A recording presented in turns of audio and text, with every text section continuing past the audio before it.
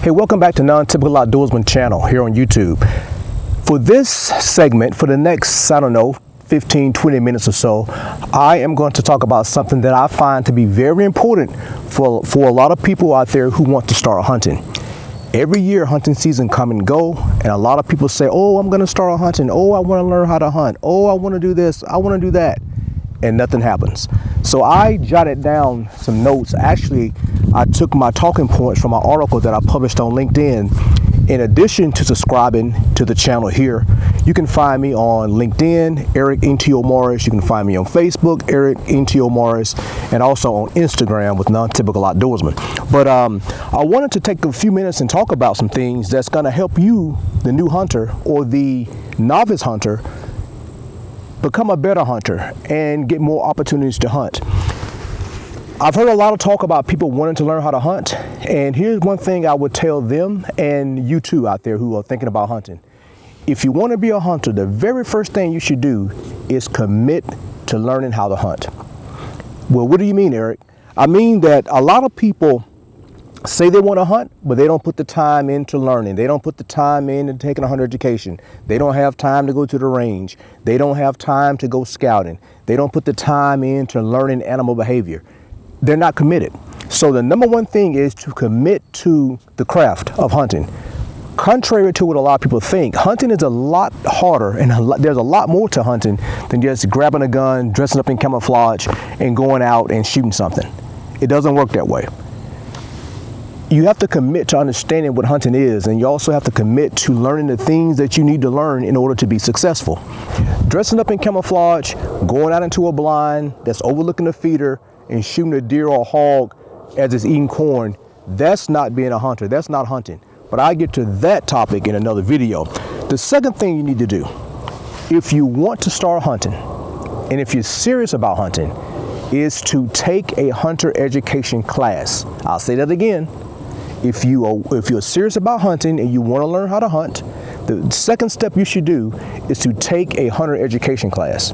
You have two options. The first option, and my preferred and recommended option, is to take the traditional course, which means you take your body into a room, into a building, a classroom, somewhere, and you actually sit down in front of an instructor with other students and learn how to hunt. That's the best way. You will learn 10 times more that way than the second way of getting your hunter education, and that is by doing it online. You can take it online, and I know that in the past years, I've seen the move from traditional classes to online. That was done all because the industry was trying to get more people to become hunters, to make it as convenient as possible. And hunter education online is convenient, but you will not learn nearly as much as you would by attending a traditional class. So number two is take hunter education. The third thing I would recommend to people is to join a conservation group. Hunting, as I said earlier, is not easy. It's not an easy skill to learn. So one way that will help put you in front of opportunities to learn how to hunt and to be around more experienced hunters is by joining a hunting conservation group, such as Ducks Unlimited, Delta Waterfowl, Quail Forever, National Wild Turkey Federation, Rocky Mountain Elk Federation, Veterans Forever, all those types of groups. Because by you being in the presence of other hunters, one, you're going to learn more. Two, you're going to find that there are opportunities for you to actually go out and participate in hunts. Trying to learn how to hunt in a vacuum or strictly through YouTube is not going to cut it for you. One thing that I did not put in here, because I had 8 points, but I'm going to go and throw another point in because I don't have it on my little list here. But in addition to joining a conservation group, it is very, very, very important for you to find a mentor.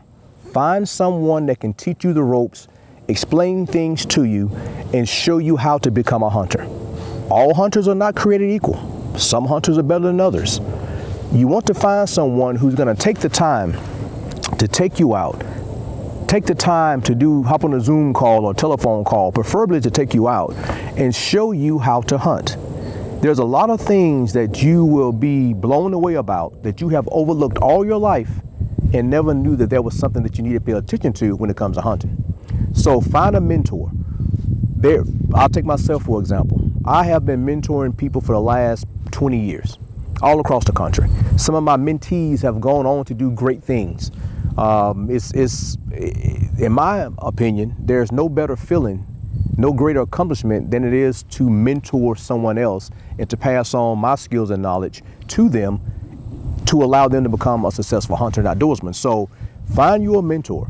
I just throw this out here too, and I'll put the link to what I'm saying in the comments below. But the thing is this, there are workshops available. I have been hosting how to hunt workshops for the past almost 10 years. I have 2 coming up, one next month in November. That's designated as a men's workshop because the area where I'm doing it at, the sleeping arrangements that do not, I mean, it's not conducive to both male and female. I have another location that I use that is. However, for the ones at in November and December, I'm doing one for men and I'm doing one for women. If you're listening to this, you're watching this saying, hey, I want to learn how to hunt, it would behoove you to find a way to get to Georgia to come spend a weekend with me, as I will greatly blow your mind on all things hunting. Food is included, lodging is included, guns is included, ammo is included, and all of the knowledge that I can pour into you for those 2.5 days is also included. But if you're interested in the how to hunt workshop I'm doing, just contact me, hit me up in the comments. But moving on, the 4th thing that you need to know how to do, the fourth step that you need to take is also important, and that is, if you have already committed to the step number 1, which is commit to hunting, you've already done step number 2, which is to take hunter education, and you found a mentor, and you've already joined a hunting conservation group, the next thing you need to do, y'all, is to buy your own stuff, buy your own gun, your own hunting equipment, buy all that. A lot of hunters out there don't mind taking new people hunting with them. However, a lot of people will start having short patience when they have to foot the bill and provide everything for an aspiring hunter. Some don't mind doing it once, but I've experienced situations where a person wants to come out multiple times, hadn't bought a gun, don't have a hunting license, don't have nothing, can't shoot, none of that. That can sometimes make the process harder than it has to be, less fun, more stressful than it is rewarding. So if you want to be a hunter, buy your own stuff. Again, if you want to know what to buy, contact me. I've been doing this for a long time. My philosophy is frugal, cheap, and affordable ways to hunt. You don't have to go out and spend a ton of money to become a hunter. I've said that for years, and I've proven that for years. You can go out and hunt in what I got on right now and be successful. Some people say, oh, but yeah, deer can see blue. Yeah, whatever. I've killed plenty of deer in blue jeans. A lot of you all out there watching this have killed deer in blue jeans. You don't have to spend a lot of money to become a hunter. So when it comes to buying equipment, firearm choices, a lot of you all will YouTube yourself to death trying to find out what gun is best for you. Contact me and I can give you some information that will be useful to you. A lot of you all will be bombarded by the advertisements from all the Cabela's, the academies, the whatevers, about buying this equipment, and buying that equipment. Contact me. I can tell you what you need and what you don't need to get started. So buy your own stuff. The next thing I'll talk about is something that we all can appreciate, and that is, don't waste people's time, yours or the person that's inviting you to come out and hunt. That is the quickest way to get uninvited to a hunt and to kind of just be written off the hunting list forever. Because people, time is money, time is precious. And when someone takes the time out of their schedule to take you hunting or to teach you how to hunt, the least you can do is be respectful of their time and yours. Because again, learning how to hunt is a process. It's not as simple as we see it on TV, where you just get a gun, go out and shoot something and put it on Instagram.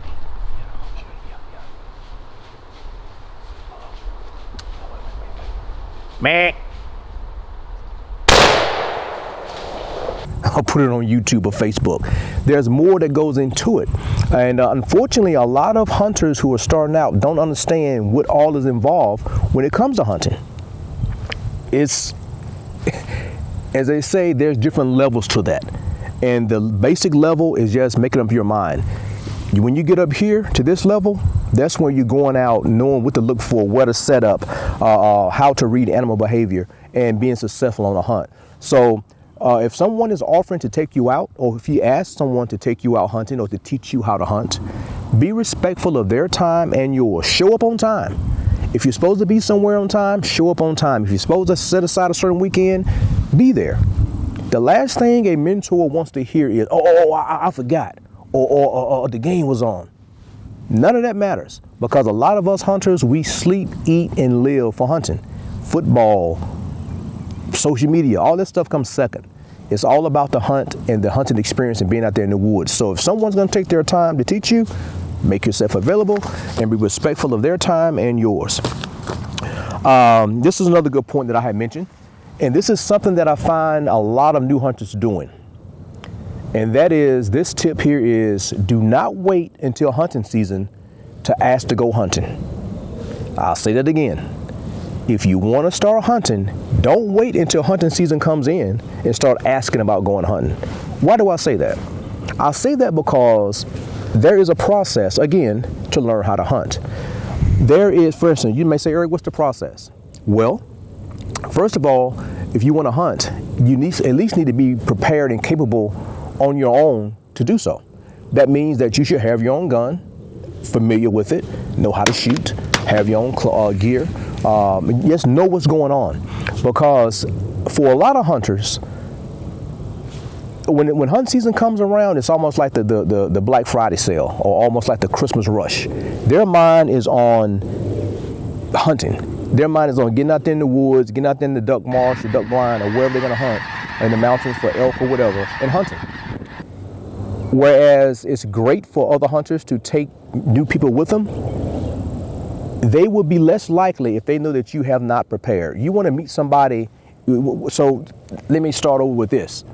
When should you ask somebody about hunting? You should ask them as soon as hunting season ends. If it's February, March, April, whatever it is, say, hey, Mr. Bob, look, hey, I really want to go hunting. I got my hunter education. I got my own gun. I know how to shoot. I got my own clothes. I got my own ride. Some people don't have rides to get to the woods. I got everything. I just need an opportunity to go out and hunt. Do you mind if I tag along with you this fall? You want to start asking that question early. You want to also make yourself available to help do whatever needs to be done in preparation for hunting season. Nobody likes a freeloader. And if you show up in the last minute, ain't help do no preparation, ain't help cut back no brush, ain't done nothing, people are going to be less likely to take you hunting. So you want to ask early.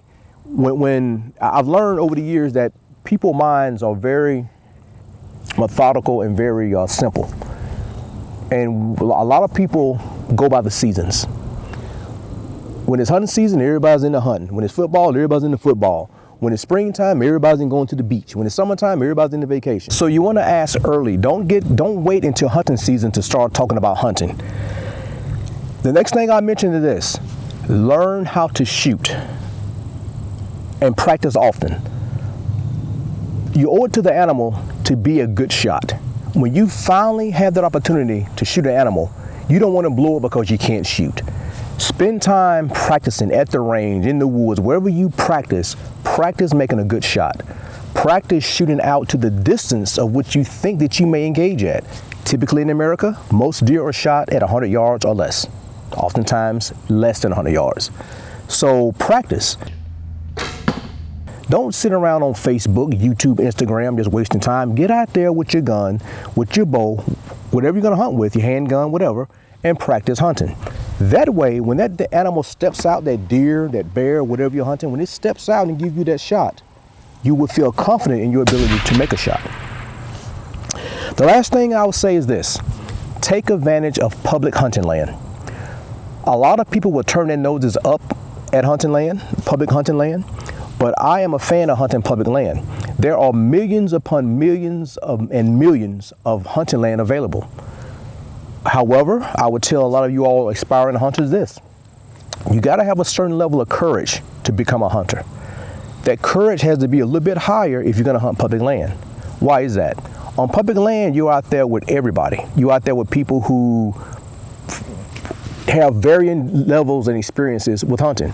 Some people are scared they're going to get shot. You got to get over that. Accidents do sometimes happen, but they're rare. So you want to make sure you take advantage of public land. There is no reason, absolutely no reason, why a hunter don't have a place to hunt. I hear that all the time. And that's because people are wanting their own oasis, their own private hunting hole and honey hole to hunt. Don't do that. Don't get caught up into that where you got to have your own little piece of private land to hunt. Go out there and hunt public land. It's there for us to enjoy, for us to hunt, and for us to utilize. So those are the tips that I would tell you all to take if you want to become a hunter. If you have any questions, contact me. I'll put links below to other content, and I hope that y'all have a successful hunting season this year. Post your pictures on my Facebook or also on the YouTube. All right, y'all. See ya.